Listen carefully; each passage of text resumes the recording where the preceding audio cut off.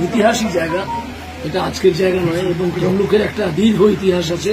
যে কোনো লড়াইয়ে ভারতবর্ষের প্রথম স্বাধীনতাকামী জায়গা হিসেবে তমলুক উঠে এসেছিল, তাম্রলিপ্ত সরকার তৈরি হয়েছিল। সেই ঐতিহ্য বহন করছে তমলুক।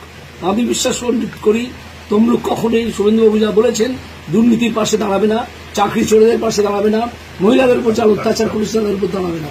স্বাধীনতা সংগ্রামে দীর্ঘ ইতিহাস আছে, সুশীল ধারা, অজয় মুখার্জি ইত্যাদিতে।